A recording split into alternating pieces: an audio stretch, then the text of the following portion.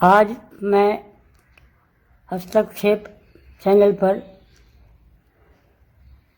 अपना एक और संस्मरण देना चाह रही हूँ।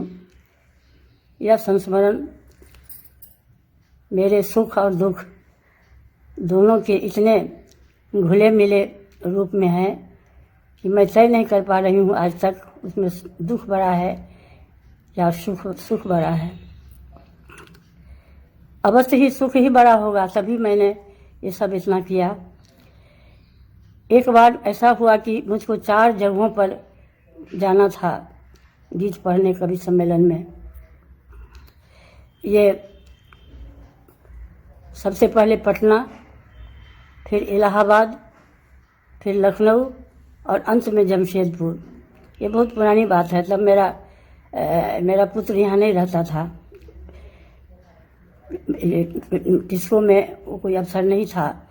मैं आई थी गीत पढ़ने यहाँ की व्यवस्था के अंतर्गत। तो मैं जब वहाँ से तैयारी कर रही थी तो चूँकि 4 जगहों पर जाना था, इसलिए मैंने जितनी मेरी अच्छी साड़ियाँ थी सबको मैंने 5, चूँकि 4 जगहों पर था तो मैंने 5 सेट अच्छी साड़ियाँ रखी जो मेरी सबसे कीमती साड़ियाँ थीं। और नया जारा का हल्का इसलिए नहीं कह रही हूँ कि बहुत गाढ़ा जारा नहीं था, लेकिन जारा था। वहाँ कल्याणी पर मुजफ्फरपुर में नया कमला साड़ी हाउस खुला था, जिसमें सॉल का एक नया पूरा ब्रांड आया था। तो वो मेरे परिचित थे, तो उन्होंने कहा था हमको कि आप इसमें से एक शॉल ले लीजिए। और अभी बिकना शुरू नहीं हुआ है, आप सुनते जाइए। मैंने पहला शॉल वहाँ जाकर ख़रीदा जो मुझको बहुत ही पसंद आया। मैंने ठीक से उसको छुआ भी नहीं, उन्होंने दिया और मैंने जाकर वहाँ अपनी अटैची में रख लिया साड़ियों के साथ। अब इतना डिटेल मैं अब तो नहीं दूंगी, पर इतना ही सुनिए कि सारा सामान लेकर मैं चली, मेरे साथ मेरे पति भी थे। वहाँ जाकर ट्रेन में ऐसा हुआ कि मुझको वो कुछ वहाँ इतना घटपट घिचपिट किया सबने कि हम उसके से बचने के लिए वो बगल का जो सीट होता है सामने वाला इधर से, वो मैंने ले लिया। और जाड़ा लगने लगा, रात हो गई थी और मेरे पति मेरे से एक सीट बाद में उनको मिला, तो वहाँ थे। उस समय हम लोगों को एसी में चलने का चलन मैंने सीखा नहीं था, इसीलिए हम 3 टायर्स में ही थे और हम दोनों आ रहे थे। पटना का कार्यक्रम मेरा बहुत ही अच्छा हुआ। इतनी ज़्यादा प्रशंसा मुझको इसके पहले पटना में मिली नहीं थी। तो वहाँ का पूरा कार्यक्रम समाप्त करके उसी रात हम इलाहाबाद के लिए चले। इलाहाबाद में आकाशवाणी का स्वर्ण जयंती समारोह पर कवि सम्मेलन था, मुझको उसमें जाना था। मैंने इस बड़े अलंकरण को अपने मन में लिख लिया था कि इलाहाबाद आकाशवाणी का स्वर्ण जयंती समारोह है और उसमें गीत पढ़ना है। मैंने अपनी गीत की पूरी डायरी रख ली कि इसमें जैसा माहौल देखूंगी वैसा गीत पढ़ूंगी।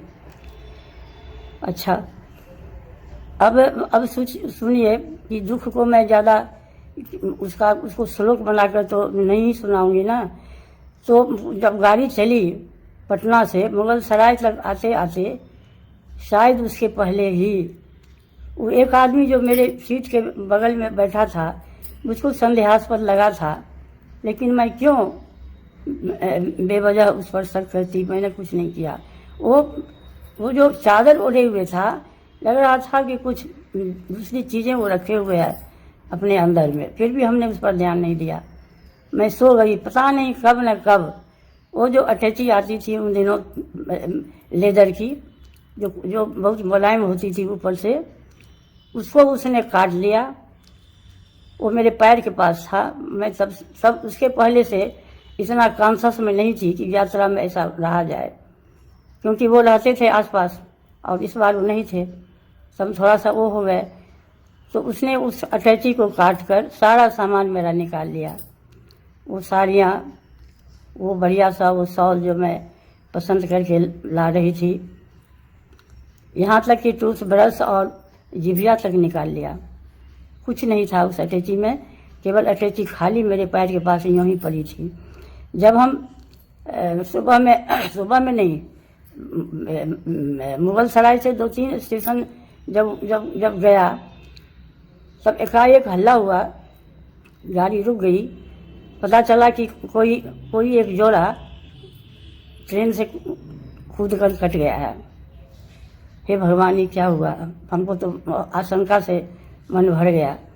और जब मैंने अपनी अटैची को चाहा कि इधर कर लूँ, थोड़ी भगदड़ भी मच गई थी, तो मैंने देखा कि अटैची तो उठ गई। वो अटैची मैं उठा नहीं सकती थी, लेकिन वो उठ गई। जब उठ गई तो मैंने सोचा कि क्या हुआ, क्यों उठ गई। देखा कि वो बीच से ब्लेड वगैरह कोई नुकीली चाकू से उसने काटा और सारा सामान जो निकल गया था। मैं सन्न रह गई। अब मैं क्या करूँगी?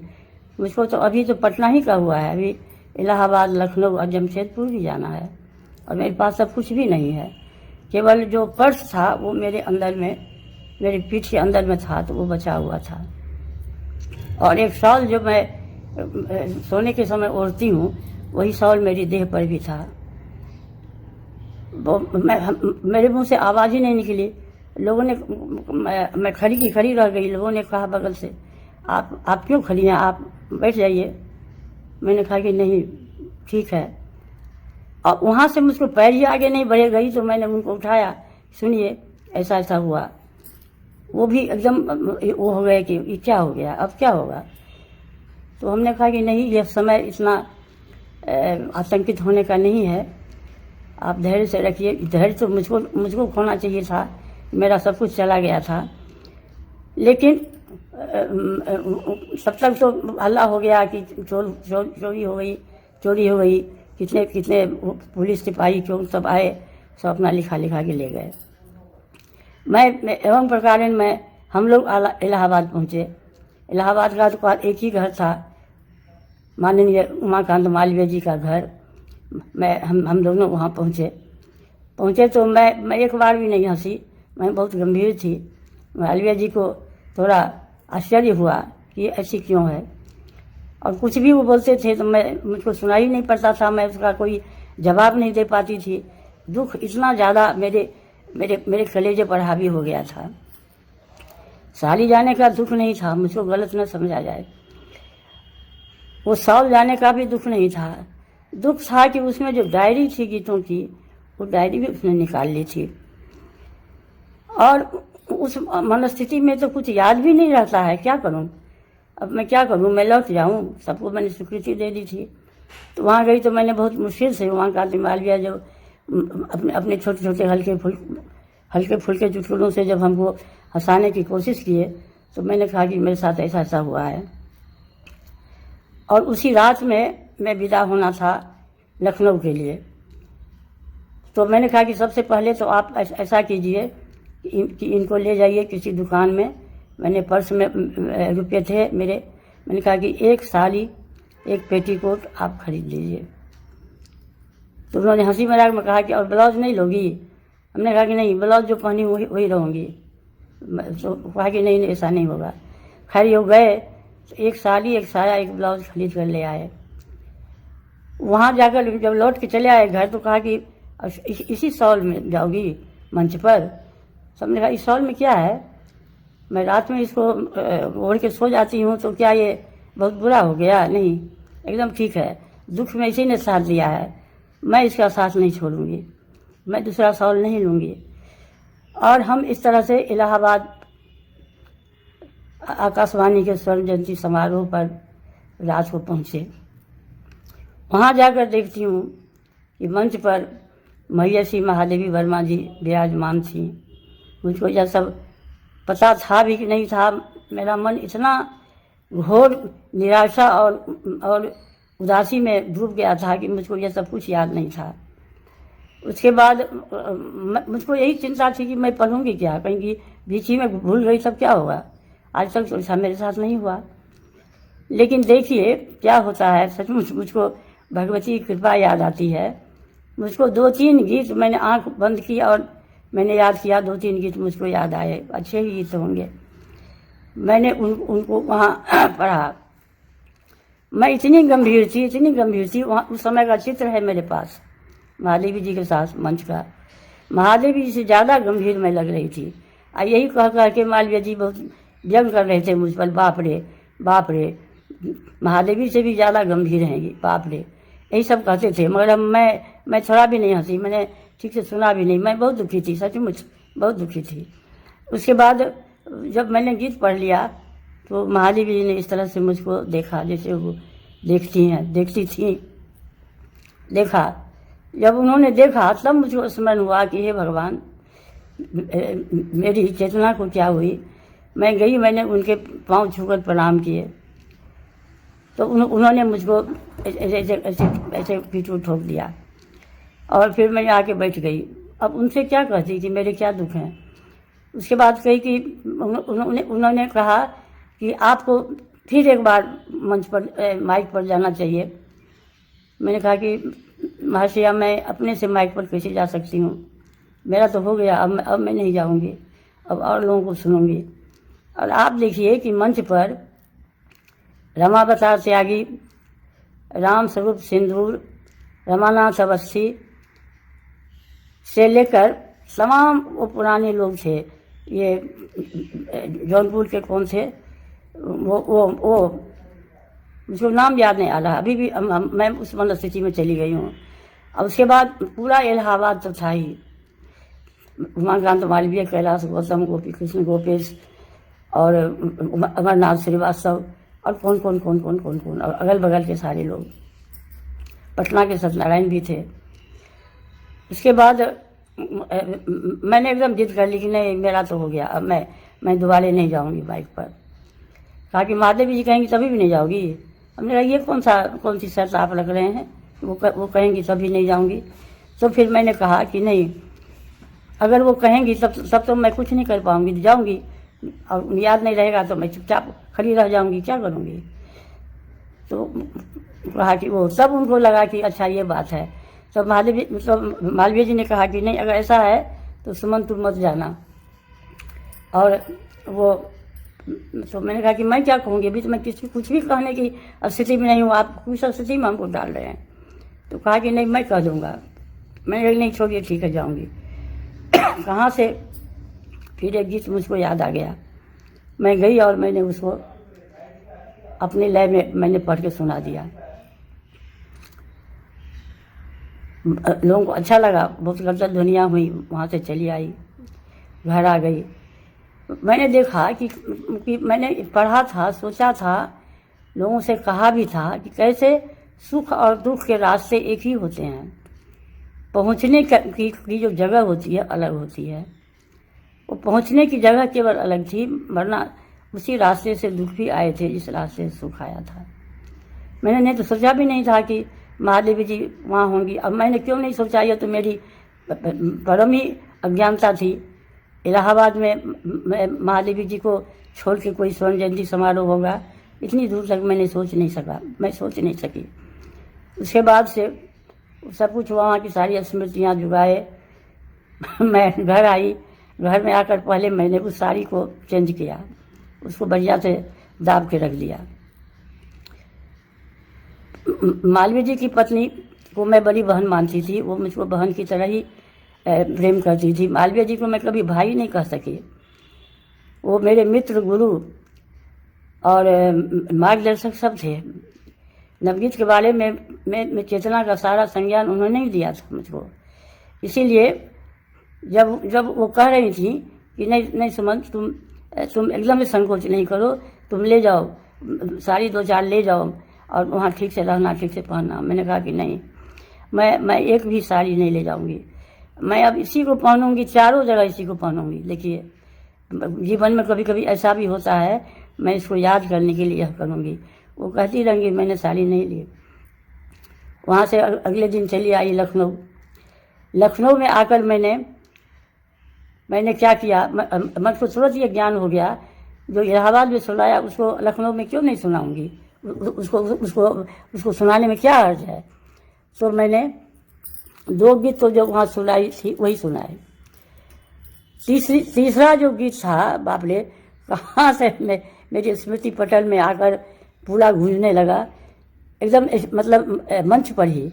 तब मैंने फिर उसको सुनाया। सुनाने के बाद मेरा प्रोग्राम बहुत, इसको अंग्रेजी में हिट होना कहते हैं, वो हिट हो गया।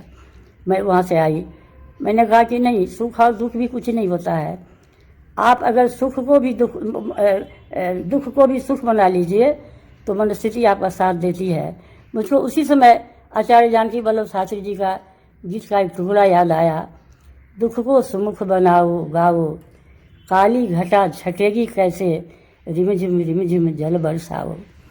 और सचमुच वह मैंने जल तो बरसाया कि नहीं बरसाया मेरे को नहीं मालूम, लेकिन काली घटा मेरे मन से छट गई थी और मेरा गीत वहाँ एक उजास, मेरे मन का उजास बनकर आया था। फिर वहाँ से कार्यक्रम समाप्त हो गया। अब मैं आई जमशेदपुर में आकर मुझको लगा अब यहाँ क्या करूँगी। तो साड़ी भी थोड़ी तुलमुल गई थी, मंच पर तो बैठती थी ना, नीचे में बैठना पड़ता था, कुर्सी पर तो बैठती नहीं थी। तो मेरे पति ने कहा कि ठीक तो है, एक और साड़ी मैं ले आता हूँ यहाँ से, यहाँ का सब कुछ देखा हुआ है हमको। हमने कहा नहीं, आपके देखे रहने से क्या होगा, आप इसको अच्छा से देखे रहिए। मैं जब मैं इलाहाबाद और लखनऊ में मैंने ऐसा नहीं किया, तब मैं जमशेदपुर में करूँगी। ये जमशेदपुर तो पहले बिहार का हिस्सा था, मैं सोच रही हूँ कि मैं बिहार में ही हूँ। उसके बाद से मैंने कहा कि नहीं, मुझे नहीं चाहिए, थोड़ा सा मैं इसको अंग्रेजी में स्ट्रिक्ट होना कहते हैं मैं स्ट्रिक्ट होकर मैंने उनको कहा एकदम नहीं। उसके बाद मैं उसी साड़ी को, और आप सुन लीजिए, वो जो मेरा जो ब्लाउज था जिसको मैं बार बार पहनना चाहती थी, वो मेरे उसमें होल्डॉल लेकर चलने की रीति थी। मेरे होल्डॉल में 2-3 ब्लाउज मिल गए मुझको। ये कैसे हुआ मैं नहीं जानती हूँ, ये भगवती ने ऊपर से भेज दी थी कि क्या थी।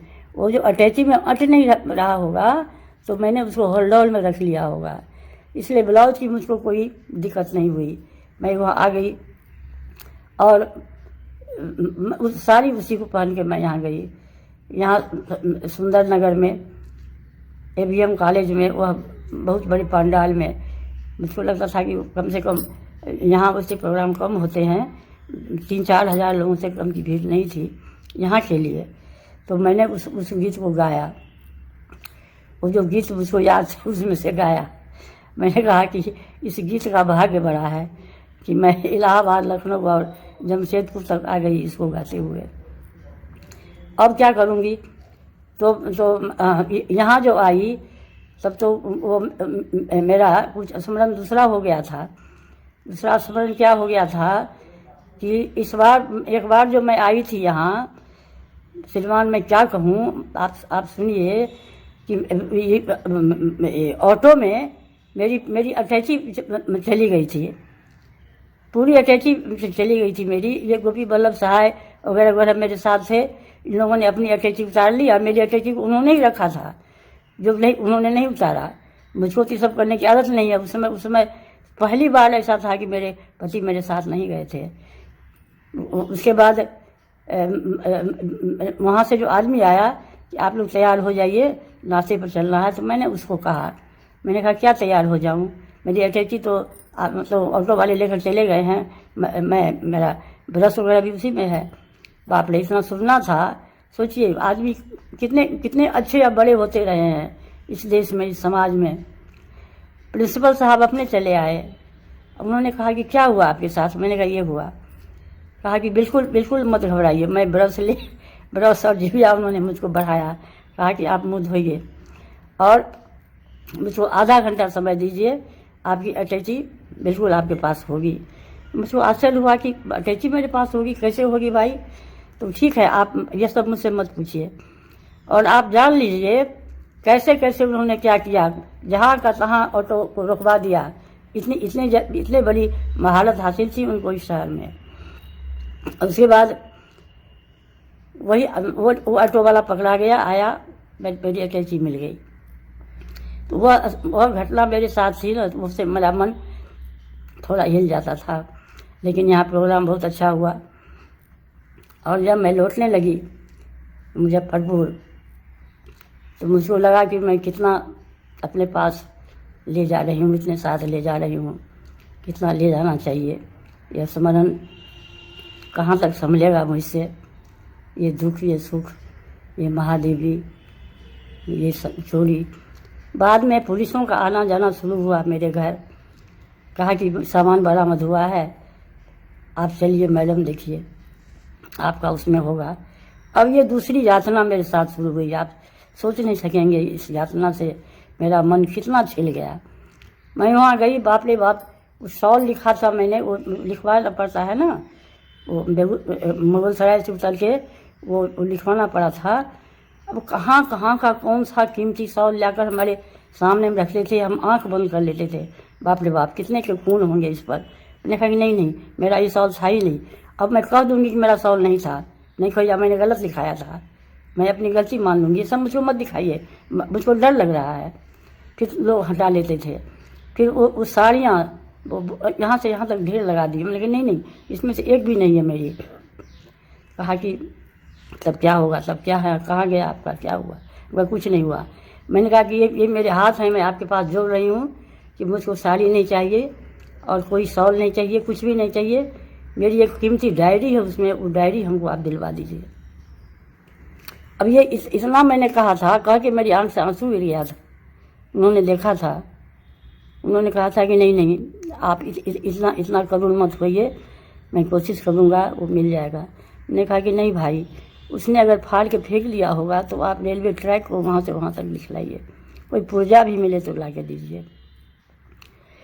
लेकिन क्यों पुर्जा मिलेगा, कुछ भी नहीं मिला और डायरी नहीं मिली। मैंने मन को बांध लिया, और वे सारे गीत, वो अच्छे अच्छे प्रेम गीत लिखे थे मैंने, वो सब चला गया। 2-3 जो याद रहे, बाकी कुछ याद नहीं लगा। इस संस्मरण को जब सुनती हूँ तो लगता है इस समय बीता नहीं है, इस समय कहीं आसपास रुका हुआ है, मुझको सुख और दुख दोनों से भिगोने के लिए। मैं कितना भीग पाती हूँ यह मैं नहीं जान पाती। महादेव जी का स्मरण, उनका उस तरह से रहना, यह तो एक ऐतिहासिक क्षण था मेरे जीवन में। आकाशवाणी के उस मंच पर 2 ही कवित्रियाँ थीं, एक तो महिषी महादेवी थी और एक मैं क्या कहूँ अपने को, मैं एक साधारण गीतकार थी। लेकिन वो मेरे लिए इतना स्मरण क्षण था, कोई दुख मुझको नहीं छू पाया, कोई साड़ी, कोई डायरी, कोई कुछ मेरे मन में नहीं था। सिर्फ महादेवी जी की छवि, उनका बिंब मेरी आंखों के सामने था, और मैं सब कुछ झेल रही थी, सब कुछ मैंने तय कर लिया। और यह इतनी अविस्मरणीय यात्रा जीवन में फिर दोबारा किसी को नहीं आए, मुझको भी नहीं आई है, शायद अब नहीं आएगी। अब तो जाती भी कम ही जगह हूँ। लेकिन वो बहुत ही, जिसको अलार्मिंग कहते हैं, ये पटना, ये इलाहाबाद, ये लखनऊ, ये जमशेदपुर, ये चारों एक क्रम में 4 यात्राएं, कैसे मैंने उसको झेला, पार लगाया, ये सब अब कथा बिल्कुल अनकही कथा है यह। मगर कह लेती हूँ तो यह मेरी धृष्टता है, कह नहीं पाऊँगी ना, कह नहीं पाती मैं। इसलिए इस संस्मरण को मैंने हस्तक्षेप को सुनाकर सिर्फ अपना मन हल्का किया है। उस समय का बोझ अब तक मन में था, कहीं उतार नहीं पाती थी। आप लोगों की कृपा से यह बोझ उतरा है और मैं प्रसन्न हूँ।